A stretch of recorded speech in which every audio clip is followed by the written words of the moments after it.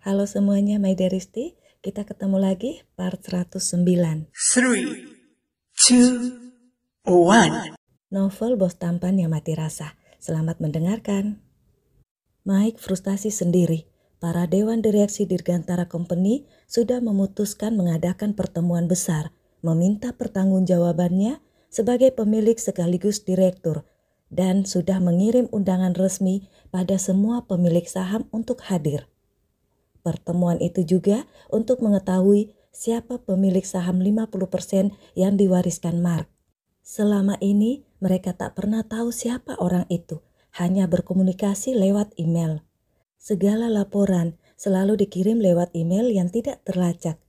Dewan direksi sangat penasaran. Sejak kematian Mark, tidak ada yang datang mengklaim. Mike juga penasaran. Apalagi sekarang dia tahu sahamnya tidak bisa membuatnya jadi pemimpin Dirgantara Company lagi. Tapi selama dewan direksi tidak mengetahuinya, dia akan aman. Tapi pertemuan itu hanya seminggu lagi. Mike benar-benar frustasi. Tidak ada lagi orang yang bisa dia andalkan. 2 hari lalu, polisi mengumumkan ditemukan tulang belulang di salah satu ruang bawah tanah di lokasi ledakan bom di rumah si dokter, yang dipastikan itu adalah si dokter Andre. Mike patah semangat, hanya Andre satu-satunya harapan yang bisa menolongnya. Tapi ternyata Andre sudah mati, tinggal tulang belulang. Apa yang harus dia lakukan? Penemuan tulang belulang di ruang bawah tanah itu, Dimlah yang mengatur semua itu. Dibantu Mike si pelindung, dan tentu saja itu atas ide Alana. Ide untuk membuat orang-orang Mike yang dibayar oleh keluarga Andre untuk melakukan pencarian dan menemukan kerangka di lokasi ledakan, dan itu dipastikan adalah Andre. Polisi menerima laporan beserta surat-surat pemeriksaan, lalu mengumumkannya. Andre dan Mark melihat berita itu di televisi di ruang bawah tanah Rumah Putih. Mereka melanjutkan rencana. Sejak Alana dan 2 anaknya pergi, tidak ada komunikasi lagi di antara mereka. Itu aturan dari Andre supaya tidak ada yang bisa menemukan apalagi mengaitkan hubungan antara mereka, demi keamanan Alana dan anak-anaknya, juga demi amannya Mark dan Andre dalam persembunyiannya. Komunikasi di antara mereka hanya lewat Mike si pelindung. Andre menyesal membuat aturan itu karena dia sama sekali tidak menerima email lagi dari Amara.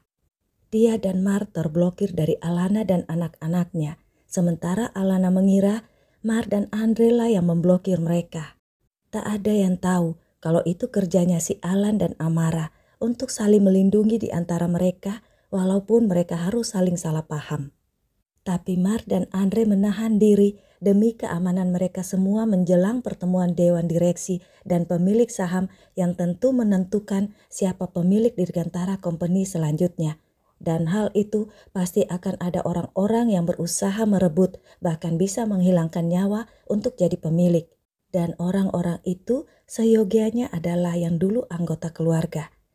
Dengan kata lain, yang merebut adalah keluarga dengan menyingkirkan bahkan membunuh keluarga sendiri. Mark dan Andre benar-benar memperhitungkan segala sisi, dibantu 4 sahabat. Mereka tegang. Hanya Dio yang terkadang masih bisa membuat mereka tertawa. Kenapa Alan, kakaknya si kuda binal, tidak diajak bergabung? Dia kan ahli IT, iya kan? Tanya Dio. Mark dan Andre serentak menggeleng. Orang tua Alana tahu Mark sudah meninggal, dan sekarang Andre juga. Alana dan anak-anaknya pergi jauh untuk sembunyi. Kedua orang tua itu sangat sedih dan kehilangan. Mereka sama sekali tak mengizinkan Alan dalam bahaya lagi. Apalagi dia masih di kursi roda, belum bisa berjalan jauh. Kalau lokasinya terdeteksi, sulit dia untuk menghindar dengan cepat. Seumur hidup, kita semua bakal disalahkan orang tuanya, terlebih oleh Alana. Kalian bisa menghadapi itu? Jelas Andre. 4 sahabat jadi terdiam, tapi Mark dan Andre sangat yakin kalau Alan tidak tinggal diam.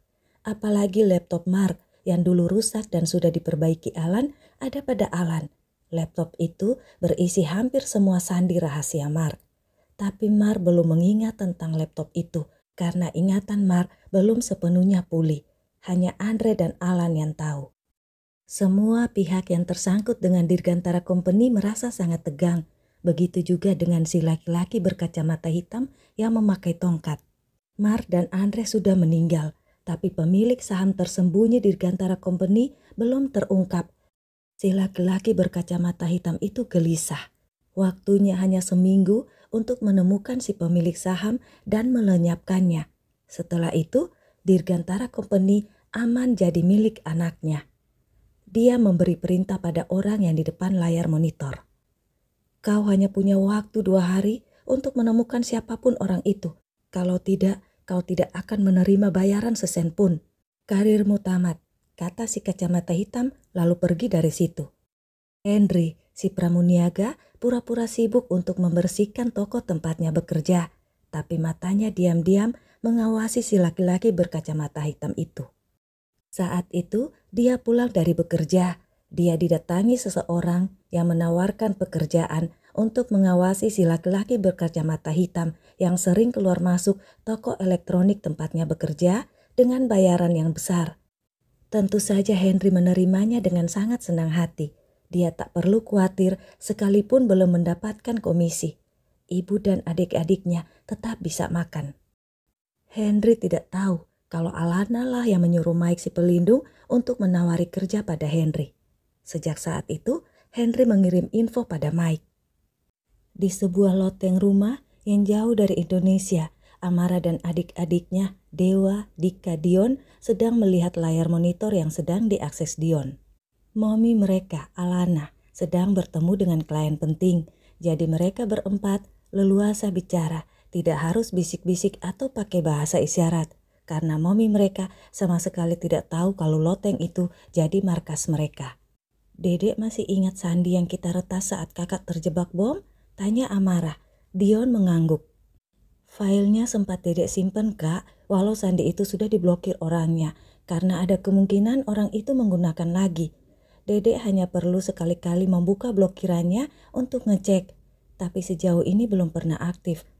Tapi kalau orang itu bikin sandi baru, biasanya gak jauh beda dari sandi yang itu. Jelas Dion. Kalau gitu, biar Dika yang monitor di sandi itu. Kak Ara bisa fokus sama Uncle Alan, kata Dika lalu menatap Dewa. Kak Dewa ngapain? Tanya Dion melihat Dewa yang sibuk dengan laptop di pangkuannya. Dewa menunjukkan monitor laptopnya. Ini apa kak? Tanya Dika dan Dion barengan. Itu ruang bawah tanah rumah tempat Uncle Andre bersembunyi. Jawab Dewa pelan. Dewa tak bilang kalau ada Mark Dedi mereka sembunyi di situ juga. Karena dua adiknya itu belum tahu kalau Mark ayah mereka. Amara dan Dewa masih merahasiakannya. Kepala Dika dan Dion langsung berdempetan di depan laptop Dewa. Uncle Andre kelihatan gak? Tanya Dika antusius. Sejak komunikasi dia dan Andre di ruang rahasia sampai Andre memanggilnya tikus membuat Dika sangat menyukai Andre. Tuh orangnya, sepertinya lagi masak. Masakan Uncle Andre enak loh, kata Dewa menunjuk pada sudut bawah layar. Bisa zoom gak kak? Dika pingin lihat, tanya Dika tapi tangannya sudah bergerak untuk menzoom.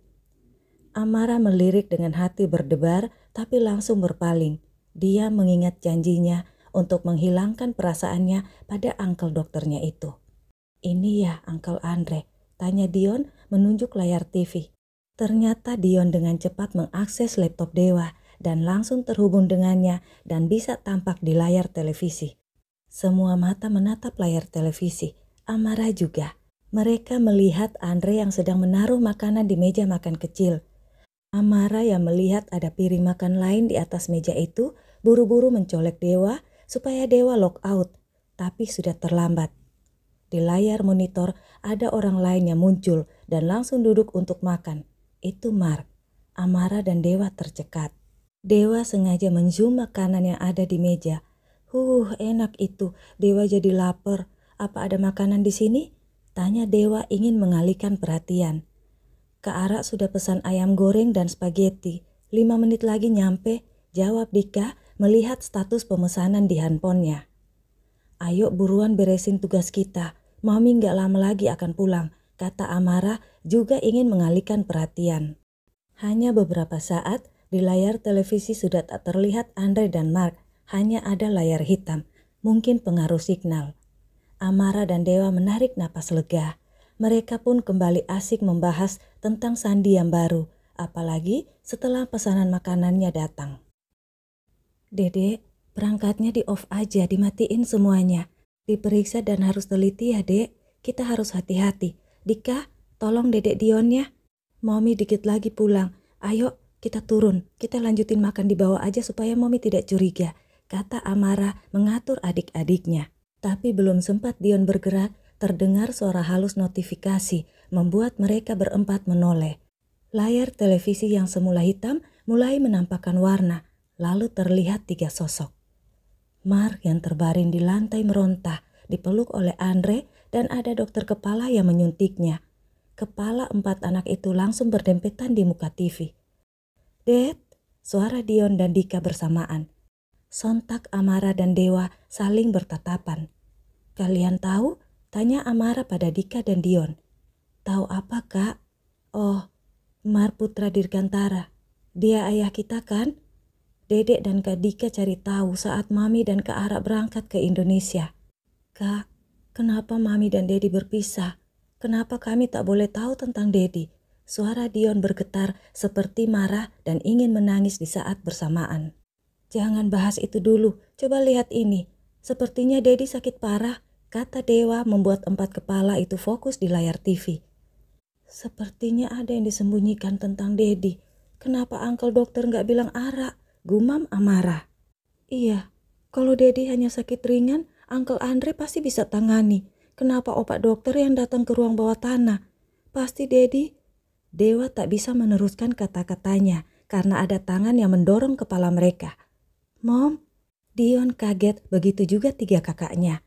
Sontak 4 anak itu mundur dari depan televisi. Mereka jelas merasa agak takut. Mereka ketahuan dan pasti akan dihukum. Alana tak menjawab, juga tak melihat pada mereka. Matanya fokus menatap layar, lalu menyentuh keyboard laptop Dion. Gambar yang tampak di layar di zoom. Alana gemetar. Beberapa saat kemudian dia menelpon. Mike, pesan tiket secepatnya untuk 5 orang. Hanya kau yang boleh tahu. Sekarang, perintah Alana lalu menutup telepon. Dia menatap anak-anaknya dengan mata yang berair. Kita pulang, Nak. Kalian harus bertemu ayah kalian secepatnya sebelum terlambat. Bye-bye, my dearisty. Mwah. When the waves are flooding the shore and I can't find my way home anymore, that's when I